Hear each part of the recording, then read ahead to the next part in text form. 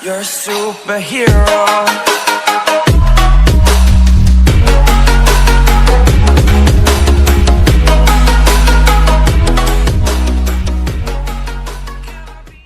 And once again welcome back to DMBUT English Medium Group Tuition। हाँ, यहाँ पर मैंने इंट्रोडक्शन की स्लाइड नहीं रखी है क्योंकि अभी हमने बात की है सेल ऑर्गेनल्स के बारे में, ठीक है। वो वीडियो लंबा ना हो जाए, आपको समझने में आसानी हो, इसलिए मैंने वो वीडियो का पार्ट निकाल दिया और यहाँ पे हम लोग स्टार्ट करने वाले हैं अपनी पहली ऑर्गेनल एंडोप्लाज्मिक रेटिकुलम, ठीक है। एंडोप्लाज्मिक रेटिकुलम जो यहाँ पे इस तरह से दिख रहा है, समझना है ध्यान से। It is main organelle. वो होता क्या है, पहले मैं आपको इंट्रोडक्टरी समझा देता हूं। तो यहां पे देख लो, ये है मेरा सेल, ठीक है। अब ये जो सेल बन रहा है, सेल के सेंटर में होता है क्या, न्यूक्लियस। और हमें ये चीज पढ़ ली है कि न्यूक्लियस मेन चीज है, वो डेटा को ट्रांसफर करता है साइटोप्लाज्म में, वो डेटा को ट्रांसफर करता है बाकी के बॉडीज में। तो यहाँ पे ऐसा समझ लो कि ये हमारा काकरिया तलाव है और काकरिया लेक के बीच में है ये नगीना वाडी, और ये है हमारी काकरिया बॉडी, काकरिया के इर्द गिर्द घूमती हुई बॉर्डर। हमें पता है हम या तो नगीनावाड़ी में चल सकते हैं या तो बॉर्डर में चल सकते हैं, बीच में नहीं चल सकते। क्यों? क्योंकि बीच में पानी है, समझ रहे हो। तो यहाँ पे सेल में बीच में काकरिया में उसमें क्या है, साइटोप्लाज्म। और ये साइटोप्लाज्म को तो एक्चुअली अगर मुझे यहाँ से यहाँ जाना है या तो यहाँ से यहाँ जाना है तो मुझे क्या करना पड़ेगा, तो मुझे कुछ नहीं करना है, जस्ट एक सिंपल से रास्ता बनाना पड़ेगा। हाँ, तो वो जो रास्ता है जो न्यूक्लियस को प्लाज्मा मेम्ब्रेन के साथ कनेक्ट करता है, न्यूक्लियस को साइटोप्लाज्म के साथ कनेक्ट करता है, वो रास्ते को हम बोलते हैं एंडोप्लाज्मिक रेटिकुलम। काफी मस्त टॉपिक है समझने के लिए, धीरे धीरे ध्यान से समझना है, एक एक लाइन को हमें समझना है, ठीक है। तो देख लो यहाँ पे हमें बोला गया था endoplasmic reticulum is a large network of membrane bound tubes and seats. यहाँ पे देख लो, या तो वो एक ट्यूबुलर स्ट्रक्चर रहा है, ट्यूबुलर स्ट्रक्चर मींस हमने डायग्राम देखी है, that is a tubular structure, और सीट हमें पेपर सीट्स देखी है। तो या तो वो सीट्स की तरह बनता है या तो वो ट्यूबुलर बॉडीज बन रहे हैं, ओके।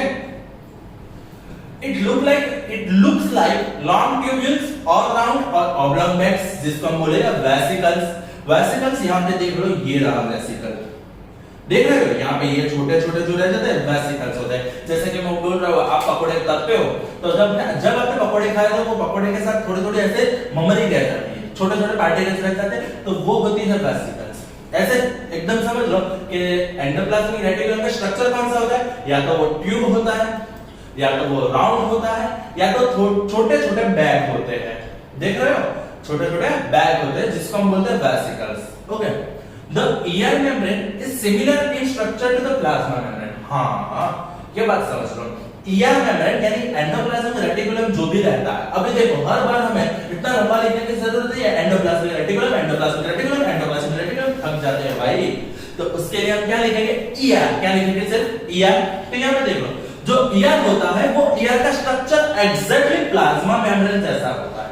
कैसे जैसा होता है, प्लाज्मा मेम्ब्रेन जैसा होता है। प्लाज्मा मेम्ब्रेन ये रहा बाहर का मेम्ब्रेन, ओके।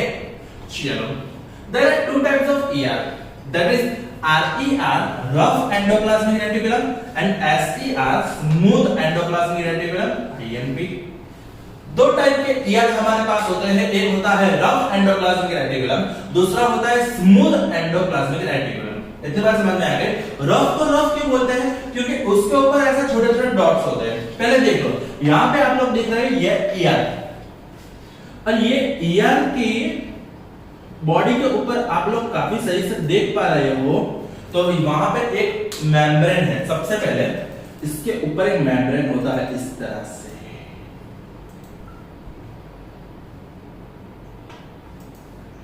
ठीक है। तो ये जो पूरा बन रहा है मेम्ब्रेन, अब मेम्ब्रेन के ऊपर आप लोग यहाँ पे येलो जो डॉट्स देख रहे हो, it's a actual RER rough endoplasmic reticulum. So RER look rough under microscope because it has particles. वो जो रफ डॉट्स है वो कौन है, रिबोसोम्स। एक्चुअली इसको हम रिबोसोम्स भी बोल सकते हैं, राइबोसोम्स भी बोल सकते हैं। हाँ, कई फैकल्टी उसको रिबोसोम बोलेगी, कई फैकल्टी राइबोसोम्स बोलेगी, वो मैटर नहीं करता। बायोलॉजी में कई बार प्रोनाउंसिएशन में थोड़ा सा डिफरेंस रहता है, पर हम लोग बोलेंगे रिबोसोम्स। ठीक है, तो यहाँ पे जो छोटे छोटे पार्टिकल्स है वो होते हैं हमारे रिबोसोम्स। क्या होते हैं? रिबोसोम्स अटैच टू इच सरफेस। तो RER why rough endoplasmic reticulum looks like rough surface? Because it has dots, it has particles of ribosomes. Okay, the ribosomes which are present in all active cells are the sites of protein manufacture.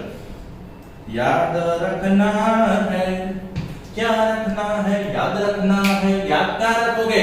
तो ये जो रिबोसोम्स है, ये रिबोसोम्स protein manufacture करते हैं। ये रिबोसोम्स क्या करेंगे? प्रोटीन मैन्युफैक्चर करेंगे। तो पहले इतनी बात को प्रकार कर लो। सबसे पहले एंडोप्लाज्मिक रेटिकुलम क्या होता है? तो endoplasmic reticulum is a large network of membrane bound vesicles. It's a large network of membrane bound vesicles. और समझ लो कि एंडोप्लाज्मिक रेटिकुलम की बॉडी कैसी होती है? या तो ट्यूबुलर होते हैं, या तो वेसिकल्स होते हैं, या तो छोटे-छोटे राउंड बैग्स होते हैं।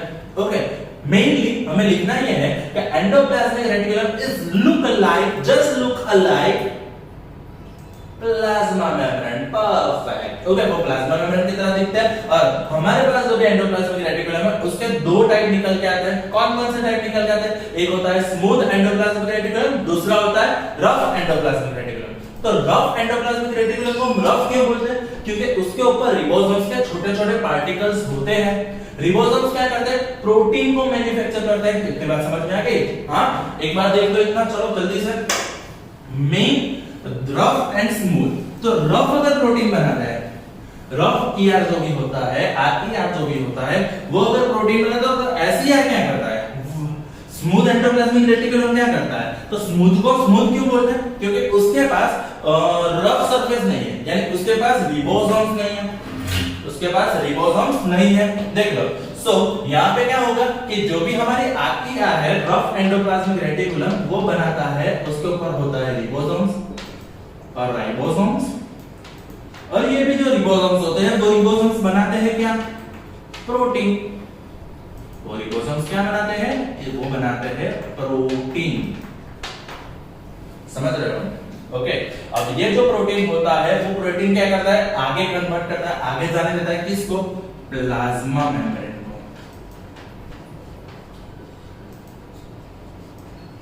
वो किसको ट्रांसफर करता है? प्लाज्मा मेम्ब्रेन को। चलो देख लो। The manufactured protein are then sent to the various place in the cell depending on need using ER.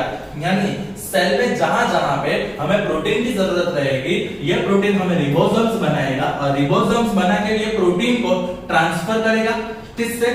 ER के through. What is ER? ER which means endoplasmic reticulum. Okay, अब देखो, the smooth endoplasmic reticulum help in manufacturing fat molecules or we can say lipid. So यहाँ पे हमने अभी बोला कि जो RER है, यानी रफ एंडोप्लाज्मिक रेटिकुलम अगर प्रोटीन बना रहा है, तो स्मूथ एंडोप्लाज्मिक रेटिकुलम क्या बनाता है? तो स्मूथ एंडोप्लाज्मिक रेटिकुलम बनाता है फैट मॉलिक्यूल्स, जिसको हम बोलते हैं लिपिड्स। जिसको हम क्या बोलेंगे? लिपिड्स। ओके, इतना याद रखना है आपको। ठीक है, अब ये लिपिड भी ER के थ्रू सेल में जहां जरूरत होगी वहां पे ये लिपिड भेजेगा। इतने बात समझ में आ गई? Okay, so some of this protein and lipid help in building plasma membrane और सेल मेम्ब्रेन। हमें पता है कि सेल मेम्ब्रेन का जो भी स्ट्रक्चर है, वो सेल मेम्ब्रेन का स्ट्रक्चर बना हुआ होता है किसका? तो ये जो सेल मेम्ब्रेन नामक स्ट्रक्चर है, ये सेल मेम्ब्रेन बना हुआ होता है लिपिड एंड प्रोटीन का। समझ लो, सेल मेम्ब्रेन किसका बना है? लिपिड एंड प्रोटीन का। तो ये जो लिपिड एंड प्रोटीन का सेल मेम्ब्रेन बना हुआ होता है, तो लिपिड कौन बनाता है? Smooth endoplasmic reticulum. प्रोटीन कौन बनाता है? Rough endoplasmic reticulum. बीच में न्यूक्लियस के बाजू में जो कनेक्टेड RER और SER होते हैं, वो लिपिड एंड प्रोटीन बनाता है। वो प्रोटीन और लिपिड को भेजता है टू द प्लाज्मा मेम्ब्रेन, जिससे प्लाज्मा मेम्ब्रेन का पूरा स्ट्रक्चर प्रिपेयर हो सके। समझ में आ गई इतनी बात? हाँ या ना बोलो? यस, सही है। चलो, this process is known as the membrane biogenesis. यानी यहाँ पे मेम्ब्रेन का बायोजेनेसिस होता है। बायोजेनेसिस होना मतलब मेम्ब्रेन का बनना, किसी भी चीज का बनना, दैट इज जेनेसिस। बायोलॉजिकली वो बन रहा है, जैसे बायोजेनेसिस, और मेम्ब्रेन बन रहा है, that is membrane biogenesis. Okay, some other proteins and lipid function as enzymes and hormones. हाँ, देखो, अगर जो भी प्रोटीन और लिपिड बने हैं वो लिपिड और प्रोटीन स्ट्रक्चर में प्रिपेयर हो गए हैं, और बाकी का जो प्रोटीन और लिपिड बने हुए हैं जो स्ट्रक्चर में हेल्पफुल नहीं हो पा रहे, वो क्या बनते हैं? एंजाइम्स बनते हैं, हार्मोन्स बनते हैं। ओके, हार्मोन्स हमने थोड़ा करा 8th स्टैंडर्ड में पढ़ा था। हार्मोन्स क्या होते हैं? हार्मोन्स यानी एक समझ लो कि एडोलेंस के बाद जो हमारे बॉडी में चेंजेस लाते हैं, जैसे मूंछों का उगना, जो भी हमारी वॉइस होती है उसका थोड़ा होल्स होना, समझ रहे हो? तो वो सब चीज के जो चेंजेस होते हैं, बॉडी के चेंजेस होते हैं, फिजिकल चेंजेस होते हैं, वो फिजिकल चेंजेस को लाता कौन है? Hormones and enzymes. तो ये हार्मोन्स और एंजाइम्स को कंट्रोल कौन करता है? बाकी के लिपिड एंड प्रोटीन। क्लियर? समझ लिया? So, although the ER varies greatly in appearance in the different cells, it always forms a network system. और वो क्या बनाता है? पूरा एक नेटवर्क का सिस्टम बनाता है। जैसे समझ लो कि एक पूरा वो जाली जैसी रचना बना देता है, जैसे मछली पकड़ने की जाली आती है, हाँ, तो वो जो फिश कैचर होते हैं वो क्या करते हैं? इस तरह से एक जाली डालते हैं, वो जाली पूरी इस तरह से बीच में जाती है ना, सेम चीज यहाँ पे होती है। यहाँ पे क्या होता है? सेल में पूरा इस तरह से नेटवर्क बन जाता है, और वो नेटवर्क बनने की वजह से क्या होता है? जो भी लिपिड और प्रोटीन जिसको सेंड करना है उसको हम सेंड कर पा सकते हैं। ओके, समझ लिया इतनी बात को? चलो देखो, सो मेन चीज है उसके functions. The functions of endoplasmic reticulum, सबसे पहला फंक्शन तो काफी कॉमन है और काफी सिंपल है कि वो लिपिड और प्रोटीन बनाता है। वो क्या करता है? वो लिपिड और प्रोटीन को बनाने में मदद करता है। चलो इतनी बात समझ में आ गई है? ओके, तो यहाँ पे एक नई शॉर्ट नोट स्टार्ट करते हैं जो एंडोप्लाज्मिक रेटिकुलम से ही कनेक्टेड है। Functions of endoplasmic reticulum. Okay, one function of the endoplasmic reticulum is to serve as a channels for transport of material between various regions of the cytoplasm or between the cytoplasm and the nucleus। मैंने पहले ही बोला कि जैसे कि हमारे पास ये हमारा cell है, और सेल के न्यूक्लियस से साइटोप्लाज्म में, या तो सेल के न्यूक्लियस से प्लाज्मा मेम्ब्रेन तक किसी भी बॉडी को ट्रांसपोर्ट करना है, प्रोटीन लिपिड को ट्रांसपोर्ट करना है, तो वो ट्रांसपोर्ट करने के लिए हमें चैनल तो चाहिए होगा ना। चैनल मींस हमें एक रास्ता तो चाहिए होगा ना। तो वो रास्ता कौन प्रोवाइड करेगा? वो चैनल कौन प्रोवाइड करेगा? Endoplasmic reticulum. सो ये हमारा फर्स्ट फंक्शन हो गया कि वो एज अ चैनल प्रोवाइडर होते हैं। वो क्या होता है? Channel provider. किसके लिए? लिपिड और प्रोटीन को ट्रांसफर करने के लिए। इतना बात समझ में आ गई? Okay, next thing, the ER also functions as cytoplasmic framework providing a surface for some of biochemical activities of the cell। समझ लो कि हमें कोई भी एक्टिविटी करनी है, जैसे कि समझ लो हमें योगा करना है, तो क्या हम पानी में बैठे-बैठे योगा कर सकते हैं? नहीं, हमें एक जमीन चाहिए, एक सरफेस चाहिए। सेम चीज यहाँ पे अगर कोई भी बायोकेमिकल एक्टिविटीज परफॉर्म करनी है, हाँ मैं थोड़ा बीच में आ गया हूँ, अभी साइड में चला जाता हूँ, पर अभी एक बार समझ लो कि हमें कोई भी बायोकेमिकल एक्टिविटी को परफॉर्म करना है, उसके लिए हमें क्या चाहिए? सरफेस चाहिए। और वो सरफेस भी कौन प्रोवाइड करेगा? Endoplasmic reticulum. कौन प्रोवाइड करेगा? Endoplasmic reticulum. So basically it is a surface provider.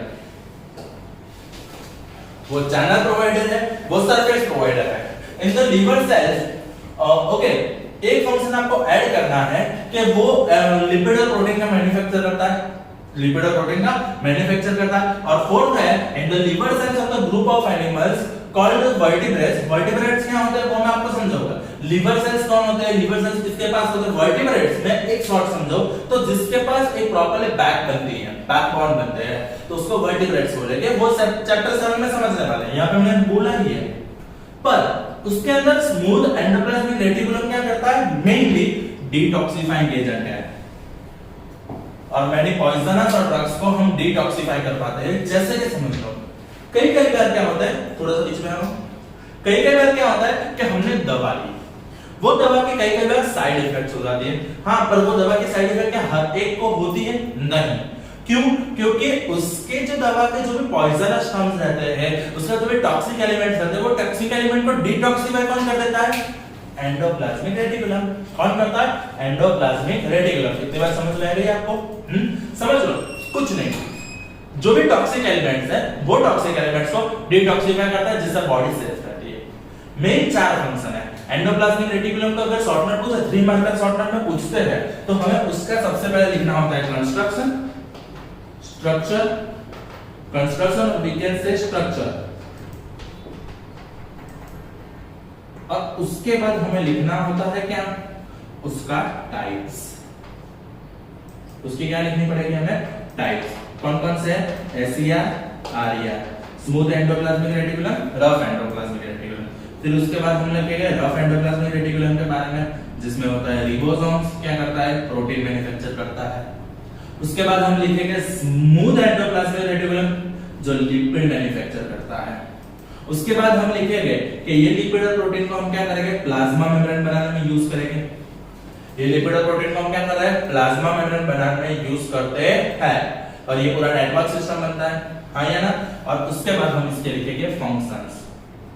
So automatically अगर फंक्शंस को हम पॉइंट वाइज पढ़ते हैं तो हमारे पास टोटल 10 से 11 पॉइंट्स हो जाते हैं ये शॉर्ट नोट के लिए। और हाँ, थोड़ी सी ये इस तरह से फिगर भी हम ड्रॉ कर सकते हैं। तो यहाँ पे समझ लो, आपको कुछ नहीं करना है, सब हर एक शॉर्ट नोट को पॉइंट वाइज इस तरह से प्रिपेयर करना है, समझना है, याद रखना है, लिखना है, प्रिपेयर करना है। और एक बात समझ लो कि होमवर्क को हर बार 2 बार करने को क्यों बोला जाता है। सिंपल सी चीज है, एक बार जब आप लोग वीडियो देख रहे हो, सिस्टम समझो, आप लोगों को करना कुछ इस तरह से कि जब आप लोग वीडियो देख रहे हो तब कुछ नहीं करना है, एक रफ पेज लेके बैठो, पेन लेके बैठो, जितने पॉइंट समझा रहा हूं वो पॉइंट लिखते जाओ, समझते जाओ। इसलिए मैं यहाँ पे साइड में थोड़ा बैठा रहता हूँ कि आप लोग पढ़ सके। ओके, फिर एक बार जो रफ में हमने लिख दिया, पूरी शॉर्ट नोट हमारे पास रफ में आ गई है, तो फिर उसको हमें समझ के एक बार रीड करके फिर बुक में लिखनी है, इतनी सी बात है। फिर भी आपको प्रॉब्लम होती है, कुछ नहीं करना है, हमें ऐसा नहीं करना है कि सर पीडीएफ भेजेंगे फिर हमें वीडियो नहीं लिखना है, पीडीएफ को फटाफट 2 बार लिख देना है, नहीं।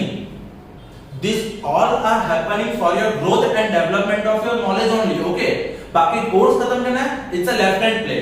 बाकी आपको डायरेक्टली चैप्टर समझना है, it's a left hand play। पर नहीं, यहाँ पे हर एक चीज को पूरे डिटेल में फिगर्स के साथ, प्रॉपर इमेजेस के साथ, प्रॉपर प्रेजेंटेशन के साथ आपके आगे लाते हैं। क्यों? ताकि आप लोग हर एक चीज को, हर एक लाइन को प्रॉपरली समझ सको। समझ रहे हो?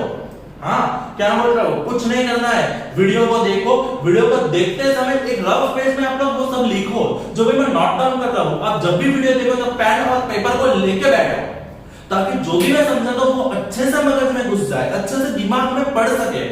और उसके बाद उसको एक बार फेसबुक में लिख दो, प्रॉपर हैंड राइटिंग और 4-5 कलर के पेन यूज करो ना, जिससे आपको बनाने में भी मजा आएगी और पढ़ने में भी मजा आएगी। तो इस तरह से प्रॉपर वे में, प्रॉपर प्लेटफॉर्म के साथ आपको प्रिपेयर करना है। I am not going to buying your any excuses, मैं आपके कोई एक्सक्यूजेस सुनने वाला नहीं हूं, आपको प्रिपेयर प्रॉपरली ही करना है। समझ लो, ट्यूसडे को एग्जाम है तो प्रिपेयर तो करना ही पड़ेगा।